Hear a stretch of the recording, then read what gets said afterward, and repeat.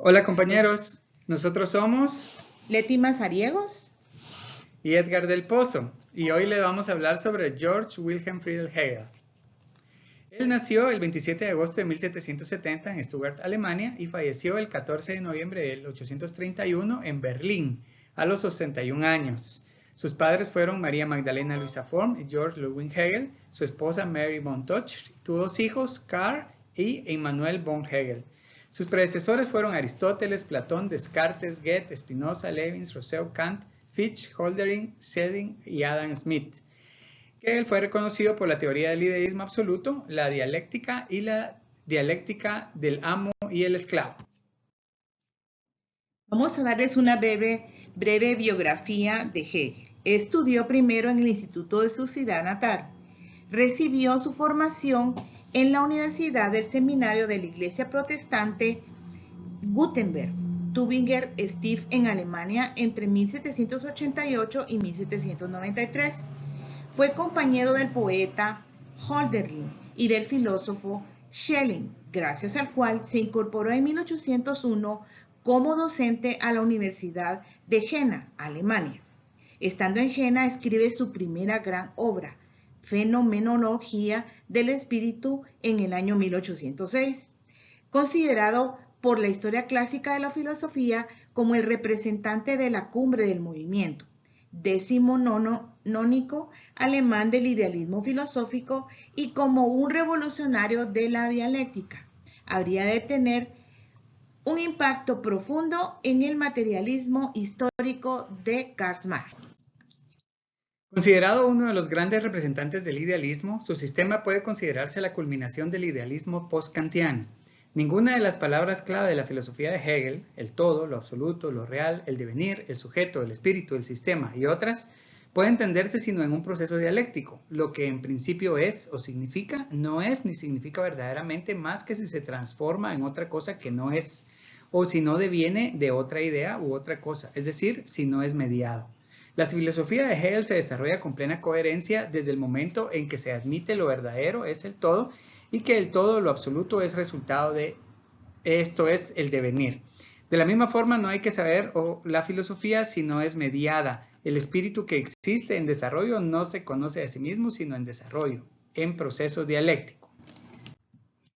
Entre sus principales obras tenemos la Fenomenología del Espíritu, en 1806, explora la evolución del conocimiento y la conciencia a lo largo de la historia, siguiendo un camino de desarrollo dialéctico.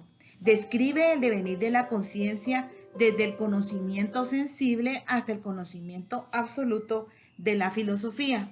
Representa la teoría del conocimiento y el camino ascendente hasta lo absoluto, como lo podemos observar en el cuadro que les exponemos.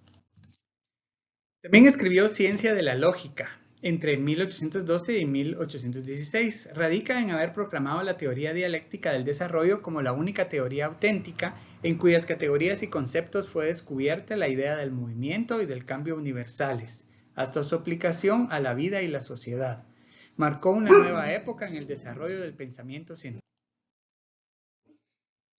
Escribió Enciclopedia de las Ciencias Biológicas entre los años 1817 a 1830. Presenta el sistema completo del saber, lógica o ciencia de la idea en sí, filosofía de la naturaleza o ciencia de la idea fuera de sí y filosofía del espíritu o ciencia de la idea que vuelve a sí, también como lo podemos ver en el cuadro que está en la diapositiva.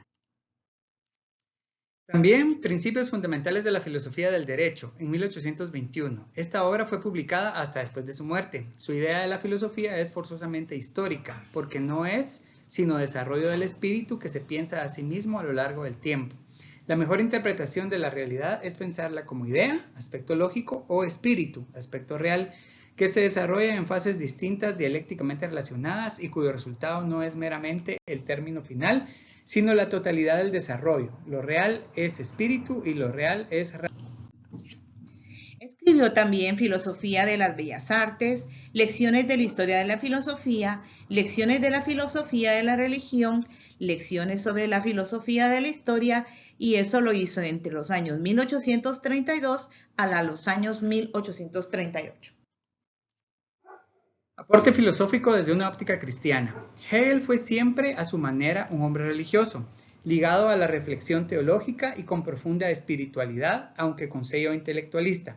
Su templo de adoración era la razón, encontraba a Dios en las plegarias de su pensamiento inmanente, en el progreso dialéctico de la historia y en la racionalidad intrínseca de toda la naturaleza en su magnitud. Hegel entendió la posesión de Dios en estricta alineación o sintonía con el espíritu absoluto, que no es otra cosa que la revelación de Dios mismo en su autoconciencia histórica, a través de la humanidad pensante que sale de su alineación como naturaleza. Hegel quiso reivindicar el lugar del absoluto bajo un tratamiento filosófico propio, que no fuera opacado por ideologías políticas ni ortodoxias confesionales. Veía la libertad humana ligada a la expresión misma de lo divino. Quería devolver sus derechos a lo absoluto debido a que consideraba a su época como una en la que no se tomaba en cuenta el fenómeno de la vida y por ende no podía considerarse una vida plena del espíritu a menos que éste se revelara. Cree que es Dios que se manifiesta espiritualmente en la materia y en el espíritu.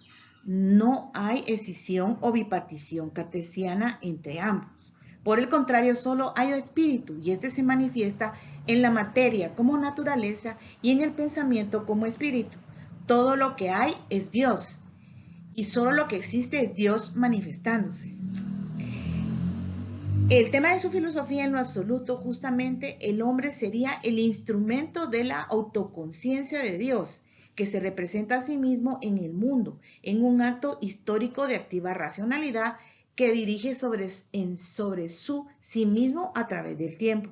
Esta postura rompe con el cristianismo institucional para quien Dios es trascendente al mundo y este no es nada más que su creación.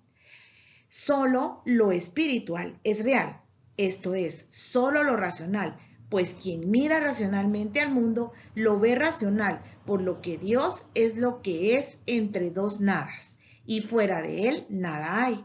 Este es el punto de llegada de todo su sistema, como nos dice en la ciencia de la lógica. Hegel piensa que Dios habla a través de él en la medida en que como él es el más elevado espíritu humano de su época, Cristo en la suya, explica la realidad de Dios en su verdadera manifiesta a la conciencia. Hegel se convierte en el espíritu del mundo en persona. Esta actitud mental pone a Hegel en otro nivel respecto a cualquier otro pensador en la historia. Agradecemos mucho su atención, Leti de Juárez y Edgar del Pozo.